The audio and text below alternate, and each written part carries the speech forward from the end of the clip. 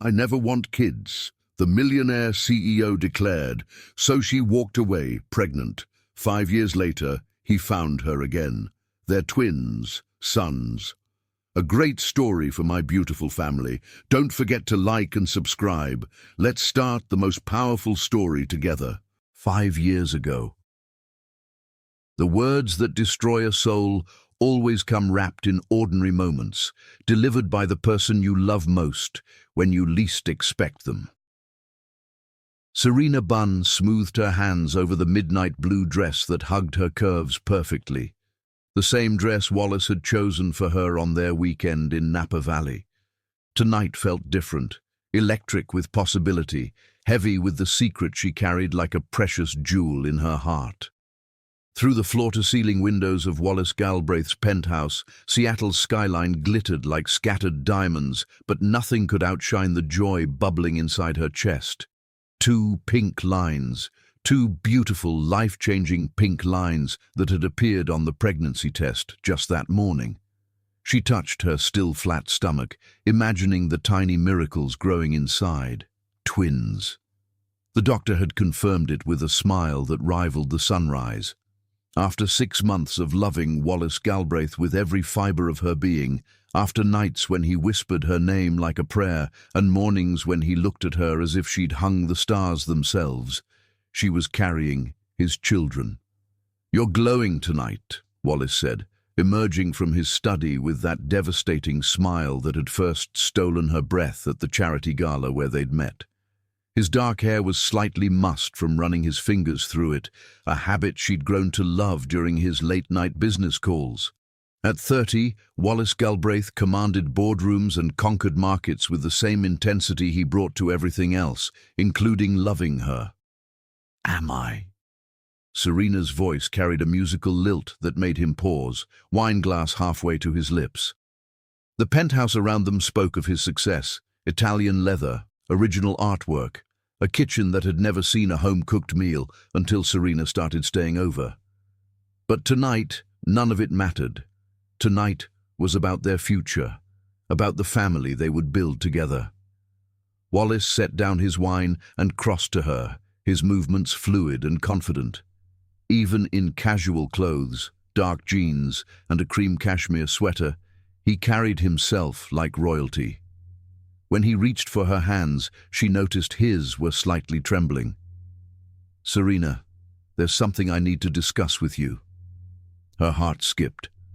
Was he going to propose? The timing would be perfect.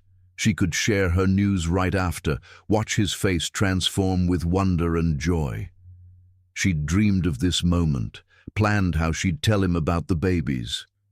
"I've been thinking about us," he continued, leading her to the plush sofa that faced the windows. "About our future." "So have I," she whispered, her hand instinctively moving toward her stomach before she caught herself. Wallace sat beside her, his blue eyes serious in a way that should have warned her. "You know how much you mean to me. These past 6 months have been incredible. You've brought something to my life I didn't know I was missing." Warmth flooded through her. This was it. This was the moment their real life would begin. "But I need to be completely honest with you about something." His voice dropped, taking on the tone he used in business meetings when delivering ultimatums. "I need you to understand my position on children." The word children hit her like a physical blow, but she forced herself to remain calm. Maybe he was worried about timing, about being ready. She could reassure him, tell him that love made people ready, that they would figure it out together. "Wallace, I never want kids, Serena."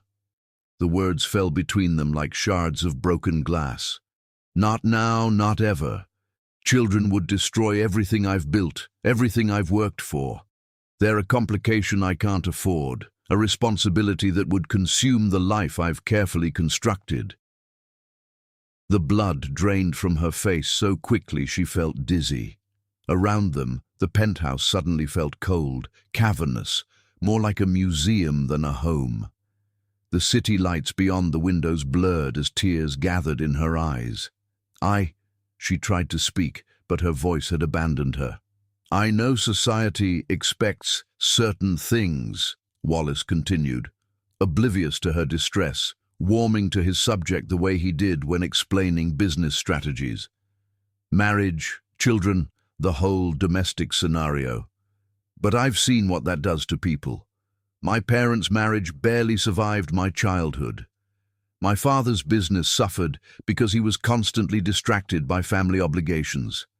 I refuse to make those mistakes." Each word was a knife, twisting deeper. Serena pressed her hand to her stomach, feeling suddenly sick. The babies, their babies, weren't even born yet, and their father was already rejecting them. "The beauty of what we have," Wallace said, reaching for her hand, "is that we can love each other without those complications. We can travel, build our careers, enjoy life without the burden of raising children. We can be selfish with our time, our attention, our resources. Burden." He'd called children a burden. "What if," she began, her voice barely a whisper, "what if children were already part of the equation?" Wallace's expression hardened. "Then that someone would need to make a choice, me or them, because I won't compromise on this, Serena. I won't pretend to want something that would fundamentally change who I am and what my life represents." The finality in his voice shattered something inside her chest. This wasn't a discussion or a negotiation. This was a declaration, as unchangeable as the laws of physics. Wallace Galbraith, the man she loved with every breath in her body, would never want their children, would see them as obstacles to overcome rather than blessings to cherish. "I see," she managed, proud that her voice didn't break entirely. "I knew you'd understand." Wallace smiled, the same smile that had made her believe in fairy tales and forever. "That's what I love about you. You're practical, ambitious. You understand that some dreams are worth protecting, even if it means sacrificing others." But she wasn't practical. She was a woman who painted watercolor sunrises and cried at romantic movies, and had been foolish enough to believe that love could conquer anything. She was a woman carrying twins who would never know their father's love because he'd decided they didn't deserve it before they'd even drawn their first breath. "I should go," she said, standing on unsteady legs. "Go?" Wallace frowned. "But I made reservations at Canlis. I thought we'd celebrate." "Celebrate what?" The question escaped before she could stop it, bitter and broken. "Us, our future, the fact that we want the same things." But they didn't want the same things. They never had. She'd just been too blinded by love to see it. "I need some air," she lied, already moving toward the door. "I'll call you tomorrow." "Serena, wait." But she was already gone, fleeing down the hallway, into the elevator, away from the man who'd just unknowingly rejected his own children. In the elevator's mirrored walls, she saw her reflection, pale, stricken, her hand protectively curved over her stomach. That night, in her small apartment across town, Serena packed her life into 3 suitcases. Every photograph of them together, every gift he'd given her, every reminder of the love that had turned to ash in the space of a single conversation. She left it all behind. At dawn, she drove out of Seattle with tears streaming down her face and 2 tiny hearts beating inside her. She didn't leave a note. She didn't say goodbye. She simply vanished, taking Wallace's children, the children he never wanted, to a place where they would be loved completely, unconditionally, by the one parent who already adored them. Behind her, the city grew smaller in her rearview mirror. Ahead lay uncertainty, but also hope. She would raise Julian and Louis to know they were wanted, cherished, worthy of every sacrifice she would make. They would never know the pain of being seen as burdens by the man who'd helped create them. The words that had shattered everything would remain unspoken in their presence. Her children would know only love. Present day. Some wounds never heal. They just learn to whisper instead of scream. Chapter 2. 5 years later. A man can build an empire with his hands, but it takes a woman's absence to teach him what wealth really means. Wallace Galbraith stood in his corner office on the 52nd floor of the Galbraith Tower, but for once, the commanding view of Seattle's bustling financial district held no appeal. The quarterly reports spread across his mahogany desk showed record profits. His latest acquisition had been featured on the cover of Fortune, and at 35, he commanded a business empire worth more than some small country's GDP. Yet none of it mattered without her. 5 years, 1,826 days since Serena had walked out of his life without explanation, leaving behind only the ghost of her perfume and a silence that had never stopped echoing through his carefully constructed world.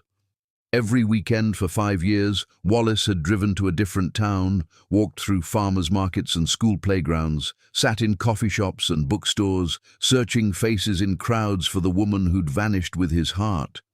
He'd hired private investigators initially, but when they'd failed, he'd taken up the search himself with the same methodical determination he brought to business deals. Portland, Bend, Astoria, Eugene. Dozens of small towns up and down the Pacific coast, each one holding the possibility that this might be the weekend he'd finally see her again. His assistant had long since stopped questioning his Friday departures and Monday returns, accepting that her workaholic boss had developed an inexplicable need to spend weekends exploring the region. This Saturday morning found him in Willowbrook, a picturesque coastal town 3 hours north of Seattle that he'd somehow missed in his earlier searches.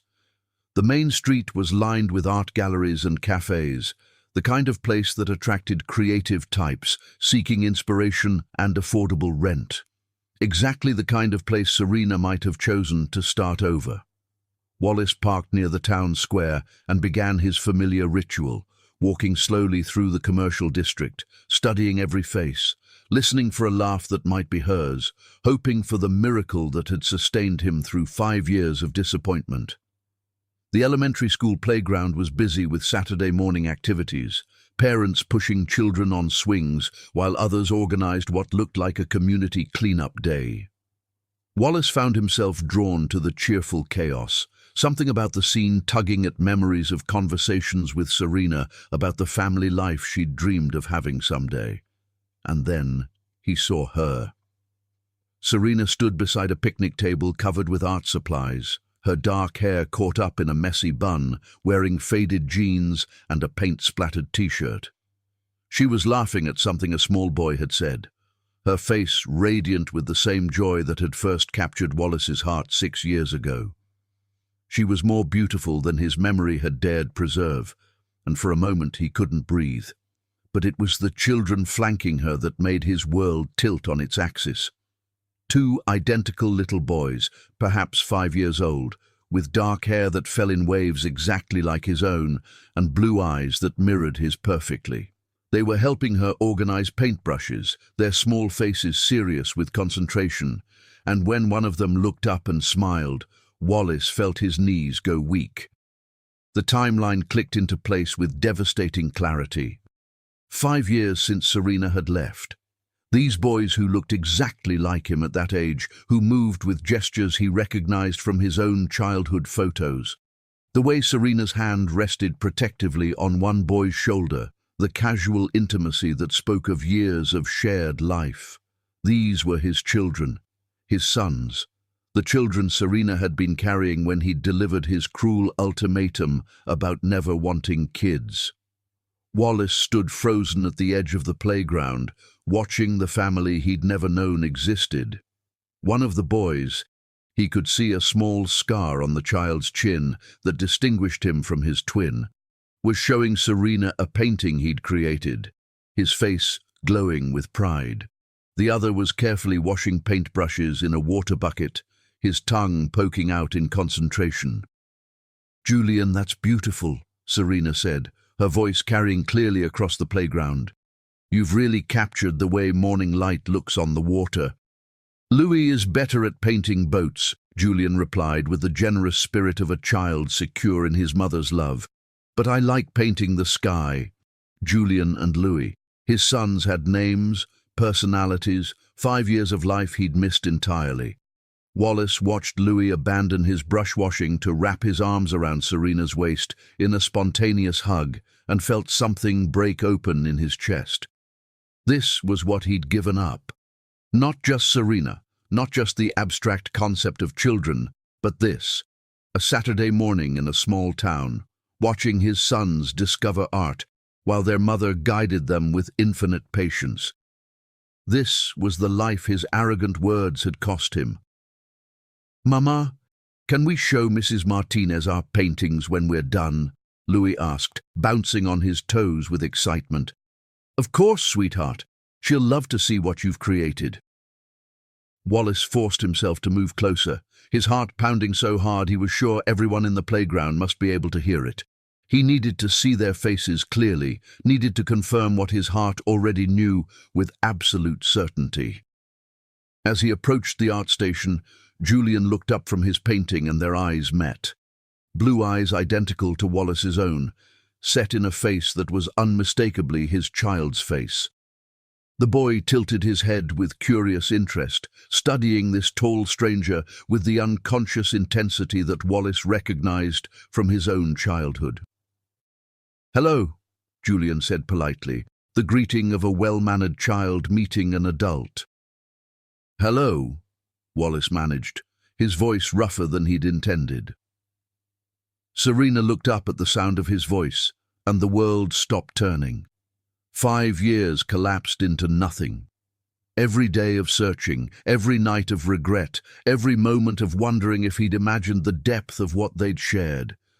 It all condensed into this single instant when their eyes met across a picnic table covered with children's artwork. The color drained from Serena's face, her hand instinctively moving to grip Julian's shoulder as if to protect him. Louis, oblivious to the tension suddenly crackling in the air, continued washing brushes and humming under his breath. Wallace. His name on her lips was barely a whisper, carrying 5 years of pain and surprise, and something that might have been longing before she shuttered her expression into careful neutrality. "I found you," he said, the words inadequate for the magnitude of this moment. Serena's gaze flicked to the boys, then back to his face, and he saw the exact moment she realized what he was seeing, what conclusions he was drawing from the evidence before him.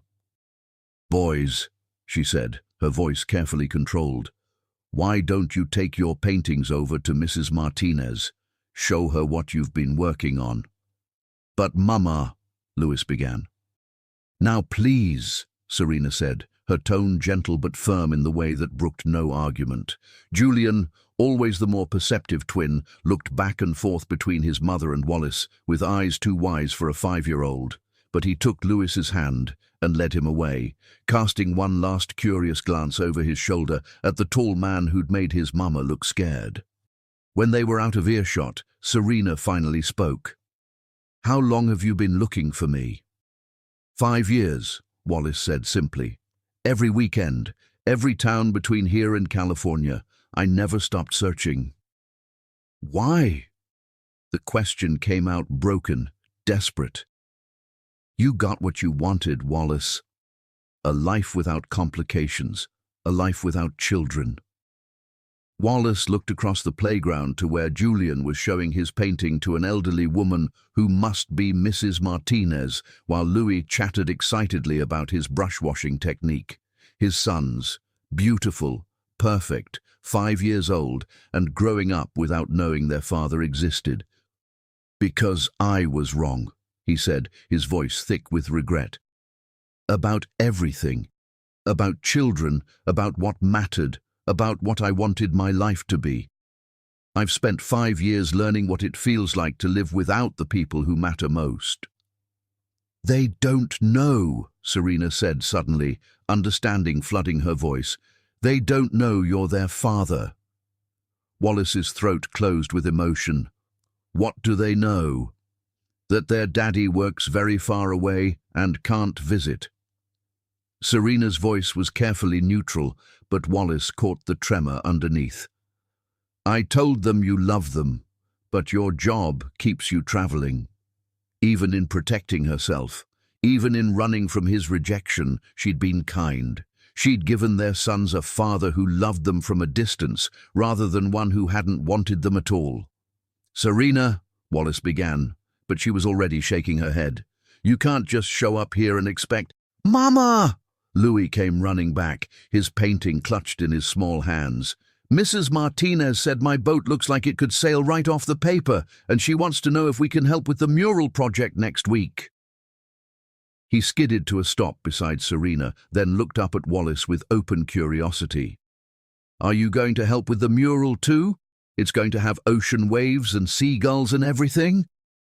Wallace knelt down to Louis's eye level, bringing himself face to face with his son for the first time.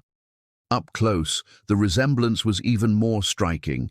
Not just the coloring, but the shape of his nose, the stubborn set of his chin, even the way he bounced slightly when excited. "That sounds like an amazing project," Wallace said, his voice gentle. "You must be a very good artist." "I am," Louis declared without false modesty. "Julian's better at some things, but I'm really good at painting water. Want to see?" Before Wallace could respond, Louis was showing him the painting, a child's interpretation of boats on blue water, complete with yellow sun and cotton ball clouds. It was the most beautiful thing Wallace had ever seen. "It's perfect," he said honestly. "You have real talent." Louis beamed, then suddenly stepped closer and wrapped his arms around Wallace's neck in the spontaneous way of children who hadn't yet learned to be cautious with their affection. The hug hit Wallace like a physical blow, this trusting embrace from the child he'd never known existed, the son who should have been in his life from the very beginning. He closed his eyes and held Louis carefully, breathing in the scent of paint and little boy shampoo and possibilities he'd thought he'd lost forever. When Louis pulled back, he studied Wallace's face with serious consideration. "You have pretty eyes," he announced. "They're the same color as mine and Julian's." The innocent observation hung in the air like a revelation, and Wallace saw Serena's face go pale as she realized their son had noticed what she'd spent 5 years hoping he wouldn't see. This was the moment everything changed. This was where his real life began. Chapter 3. The Confrontation. The cruelest truth about love is that it never dies. It just learns to live with the scars of what could have been. The cottage at 247 Maple Street looked like something from a fairy tale, with its white picket fence, climbing roses, and cheerful yellow shutters that spoke of a woman determined to create beauty despite heartbreak. Wallace sat in his silver Mercedes at the curb, hands gripping the steering wheel so tightly his knuckles had gone white, watching the home Serena had built without him. Through the kitchen window, he could see her moving with the same graceful efficiency he remembered, preparing what looked like lunch. Even from this distance, even after 5 years, the sight of her made his chest tighten with longing so fierce it threatened to break him. Then he heard them, childish laughter floating through the spring air like music. "Julian, don't chase Louis with that worm," Serena's voice carried from the backyard, warm with affection and mock exasperation. "And Louis, stop screaming like you're being murdered." Wallace followed the sound, walking along the picket fence until he could see into the garden behind the house. The sight that greeted him stopped him dead in his tracks. 2 identical little boys were racing around a vegetable garden, one clutching an earthworm while the other shrieked with delighted terror. They were miniature versions of himself at that age, all long limbs and untamed energy, their dark hair catching the sunlight as they ran. But where Wallace had been serious, even as a child, focused and driven, Julian and Louis radiated pure joy.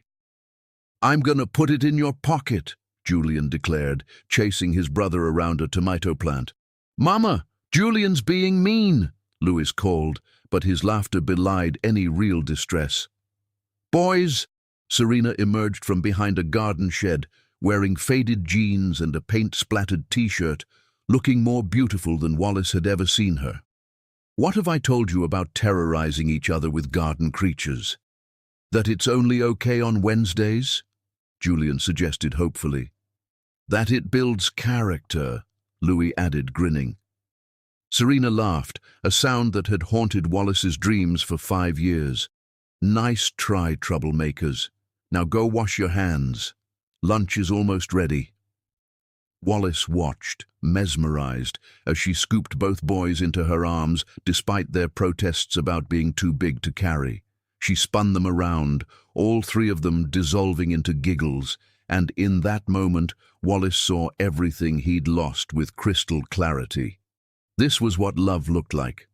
Not the sophisticated dinners and weekend getaways he'd shared with Serena 5 years ago, but this, muddy children and patient guidance and laughter that echoed off cottage walls. This was the family he'd rejected before it could even exist. The boys disappeared into the house, but Serena remained in the garden, kneeling beside a patch of herbs. Wallace watched her fingers gentle on the young plants, the same hands that had once traced patterns across his chest in the darkness of his penthouse. Now those hands tended a garden for children he'd never known, created a home that had no place for him. Before he could lose his courage, he pushed through the gate. The soft click of the latch made Serena look up, and the world stopped turning. 5 years collapsed into nothing. Every day of searching, every night of regret, every moment of wondering if he'd imagined the depth of what they'd shared, it all condensed into this single instant when their eyes met across a garden that smelled of growing things and second chances. Serena's face went through a kaleidoscope of emotions. Shock, pain, anger, and something that might have been longing before she shuttered her expression into careful neutrality. Wallace. His name on her lips was barely a whisper. Hello, Serena. She stood slowly, brushing dirt from her knees, buying time to compose herself. When she faced him fully, Wallace could see the changes 5 years had wrought. She was still breathtakingly beautiful, but there was a strength in her bearing that hadn't been there before, a quiet confidence that spoke of battles fought and won. What are you doing here? Her voice was steady, controlled, but Wallace caught the slight tremor underneath. I found you. The words came out rougher than he'd intended. After 5 years, I finally found you. I wasn't hiding. Weren't you? Wallace stepped closer, close enough to see the flecks of gold in her dark eyes, close enough to catch her familiar scent beneath the garden soil and spring air. You disappeared without a word, Serena. One day you were in my life, and the next, you got exactly what you wanted. The anger broke through her composure like water through a dam. A life without complications, a life without children cluttering up your perfect existence. The accusation hit him like a physical blow, but Wallace forced himself to hold her gaze. I was wrong. You were honest. Serena's laugh was bitter, broken, brutally, devastatingly honest. And I'm grateful for that honesty, Wallace, because it saved my children from growing up with a father who would see them as burdens. My children. Not our children. The distinction carved another piece from his already shattered heart. They're mine too, he said quietly. Serena's composure cracked entirely. Don't you dare stand in my garden and claim them now. You made your choice 5 years ago. I didn't know. You didn't want to know. The words exploded from her with 5 years of suppressed pain. I tried to tell you, Wallace. That last night I asked you what would happen if children were already part of the equation, and you looked at me like I was suggesting we burn down your precious empire. You gave me an ultimatum, you or them, so I chose them. Wallace felt the ground shifting beneath his feet as the full weight of his failure crashed over him. She had tried to tell him, in her careful way, with the gentle approach he'd once found so endearing. She'd tried to share the most important news of their lives, and he'd shut her down before she could even begin. Serena, if you had known what? You would have done your duty, married me because you had to, raised children you resented because society expected it. She shook her head, tears threatening at the corners of her eyes. I loved you too much to trap you in a life you didn't want. I loved our babies too much to subject them to a father who would always see them as mistakes. They're not mistakes. The words came from somewhere deep in his soul, a truth he'd only recently discovered. They're miracles. They're beautiful and perfect and you've been watching us. Her voice went cold with realization. You've been having us watched, photographed, studied like specimens. Wallace's silence was answer enough. Get out. The words were quiet, deadly. Get out of my garden, get out of my town, and get out of our lives. Serena, please. Mama? A small voice interrupted from the kitchen doorway. Julian stood there, his dark hair tousled, his blue eyes, Wallace's eyes, wide with curiosity. Who's the man? Wallace's breath caught in his throat. This was his son. This beautiful, serious little boy was his child, and he was looking at his father like a stranger, because that's what Wallace was, a stranger who had forfeited his right to be anything more. Just someone who was leaving, Serena said, but her voice was gentler now, careful not to frighten Julian. But Louis had appeared beside his brother, and where Julian was cautious, Louis was bold. He walked right up to Wallace with the fearless curiosity of a 5-year-old, tilting his head in that achingly familiar gesture. You're really tall, Louis observed. Are you a giant? Despite everything, Wallace felt his lips twitch with the ghost of a smile. No, I'm not a giant. Louis, come here, Serena called, but Louis was already reaching up to touch Wallace's hand. The contact was electric. This tiny hand in his, so trusting, so warm, so absolutely perfect. Wallace looked down at his son, and felt his careful control finally shatter. You have pretty eyes, Louis said solemnly. They're like mine and Julian's. Louis, Serena's voice was sharp with panic. Come away from there right now. But Julian had joined his brother, studying Wallace with an intensity that was pure Serena. Mama, why are you crying? Wallace looked up to see tears streaming down Serena's face, and he knew that his own eyes were bright with unshed emotion. Standing there in her garden with both boys reaching for him, Julian with cautious interest, Louis with open affection, Wallace understood the true magnitude of what he'd lost. These weren't just children. They were his children.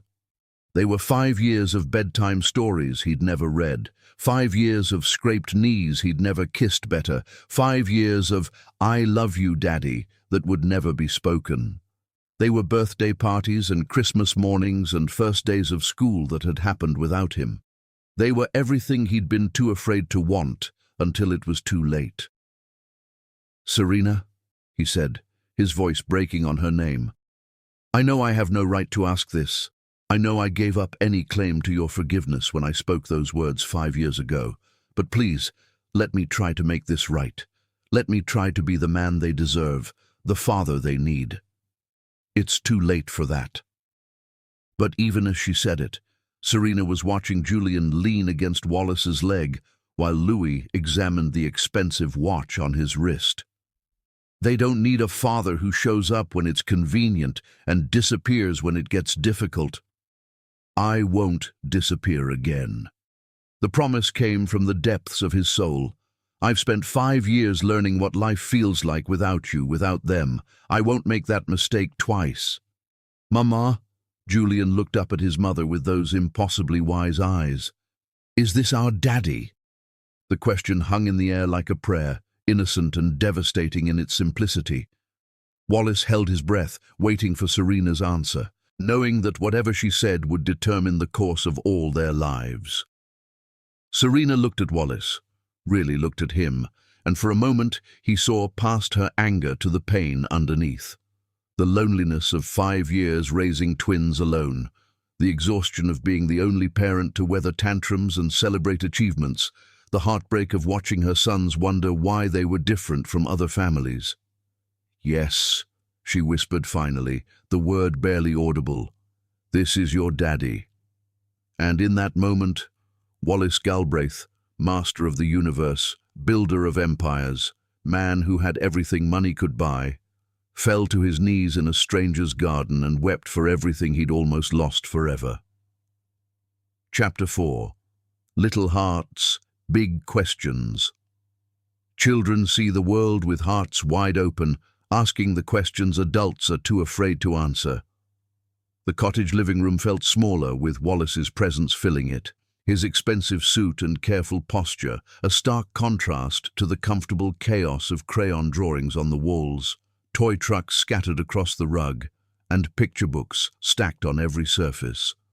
Julian and Louis had insisted he come inside after Serena's earth-shattering revelation, their small hands tugging at his jacket with the innocent persistence that only children possessed. "Daddy, do you want to see my dinosaur collection?" Louis bounced on his toes, his earlier shyness evaporating in the face of having a real, live father to impress. "I have a T-Rex and a Triceratops and a... What's the long-neck one called, Julian?" "Brontosaurus," Julian supplied, though his dark eyes never left Wallace's face, studying him with an intensity that made Wallace's chest tighten. This son was the observer, the one who noticed everything and processed it carefully before acting. "That's a very impressive collection," Wallace managed, his voice rough with emotion. He sat carefully on the edge of Serena's worn but comfortable sofa, trying to make himself seem less intimidating to these small beings who shared his DNA but knew nothing of his life. Serena stood in the doorway like a sentinel, her arms crossed, watching every interaction with the fierce protectiveness of a mother who'd spent 5 years being the only barrier between her children and the world's potential hurts.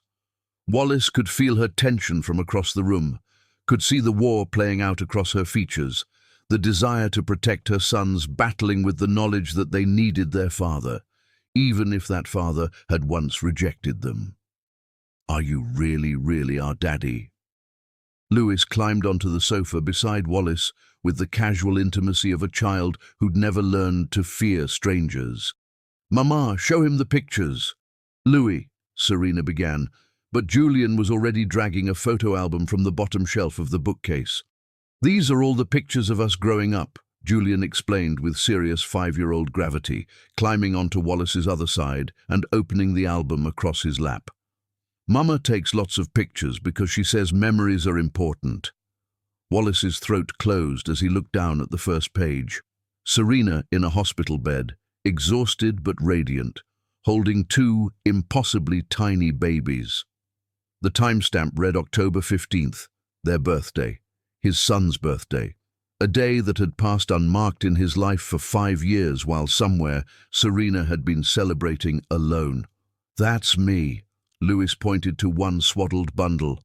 "I was born first, so I'm the big brother, but Julian's bigger now 'cause he eats more vegetables." "I'm not bigger," Julian protested mildly. "We're exactly the same size. Mama measured us last week." Wallace turned the page with trembling hands. More photos. The boys at 6 months, sitting up and reaching for the camera. At 1 year, taking their first wobbly steps in what looked like a small apartment. At 2, covered in birthday cake and grinning identical chocolate-smeared smiles. Where was I? The question escaped before Wallace could stop it, raw and broken. Julian tilted his head, considering. "Mama says you were working very far away and couldn't come visit." "But you're here now," Louis added pragmatically, snuggling closer to Wallace's side with the easy affection of a child who'd never learned that adults could be dangerous. "So maybe you're done working far away?" Wallace looked across the room at Serena, who had gone very still in the doorway. Her eyes met his, and in them he saw the story she'd told their sons, not the truth of his rejection, but a gentler fiction that protected their young hearts from the knowledge that their father hadn't wanted them. "Yes," Wallace said quietly, his voice thick with emotion. "I'm done working far away." "Good," Louis declared with 5-year-old certainty. "We missed you even though we didn't know you yet. That's weird, right, Julian?" Julian nodded solemnly. "Sometimes I would dream about having a daddy, and he looked just like you. Mama said that was my imagination, but maybe it was magic." The innocence of it, their complete acceptance, their immediate affection, their willingness to love him despite his absence, broke something open in Wallace's chest. These beautiful children, his children, had been dreaming of him while he'd been too stubborn and afraid to even acknowledge their existence. "Can you stay for lunch?" Louis asked, already assuming the answer would be yes. "Mama makes the best grilled cheese in the whole world. She cuts them into triangles and everything." "I don't know if—" Wallace began, looking towards Serena for permission. "Please, Mama." Julian's quiet voice carried more weight than his brother's enthusiasm. "We've never had lunch with a daddy before." The simple statement hit all three adults like a physical blow. Serena's hand flew to her throat, her carefully maintained composure cracking. Wallace felt the familiar burn of shame and regret, while Julian and Louis waited with the patience of children accustomed to adult conversations they couldn't quite understand. "I suppose—" Serena's voice was barely audible. "I suppose we have enough sandwiches." The boys cheered, Louis actually bouncing on the sofa cushions, while Julian smiled, a smaller, more contained version of his brother's joy, but no less genuine. "I'll help Mama in the kitchen," Julian announced, sliding off the sofa. "You stay here with Louis, Daddy. He'll show you all his drawings." Daddy. The word hit Wallace like lightning every time one of his sons said it. He'd never imagined how it would feel to be called that, had never wanted to know. Now it seemed like the most beautiful sound in the world. "I drew this one yesterday," Louis was saying, pulling a sheet of construction paper from a stack on the coffee table. "It's our family." Wallace studied the crayon drawing with the seriousness it deserved. 3 stick figures stood in front of a house with a crooked chimney, a tall woman with long dark hair and 2 smaller figures with matching grins. But there was a 4th figure, set apart from the others, sketched in lighter strokes as if the artist wasn't sure whether it belonged. "Who's this?" Wallace asked, pointing to the separate figure. "That's our daddy," Louis explained matter-of-factly. "I always draw him, but I never knew what he looked like, so I had to guess. But I got it right. You're tall, and you have dark hair, and you look kind." Wallace's vision blurred. This child, his child, had been including him in family portraits for years, holding space for a father he'd never met, somehow knowing that somewhere out there, someone belonged with them. "You did get it right," Wallace managed. "You're a very good artist." "Julian's better. He draws dinosaurs that look real. I'll show you." Louis scrambled off the sofa and rummaged through a box of artwork, chattering constantly. "This is Julian's T-Rex. See how he made the teeth all pointy? And this is his Stegosaurus." He looked it up in a book to make sure he got the spikes right. Julian's really smart. He knows all the dinosaur names and he can read chapter books and everything. Each detail was a gift and a torture. 5 years of his sons' lives, their personalities and preferences and talents, delivered in an endless stream by a child desperate to share everything with his newly discovered father. "What about you?" Wallace asked. "What do you like besides dinosaurs and drawing?" "I like butterflies," Louis said without embarrassment, "and flowers, and I'm really good at hugging. Mama says I give the best hugs in the universe. Want to see?" Before Wallace could respond, Louis launched himself into his arms with complete trust, small arms wrapping around Wallace's neck with fierce affection. The embrace was warm and sweet and utterly perfect, smelling of apple juice and boy shampoo and innocence. "Louis gives the best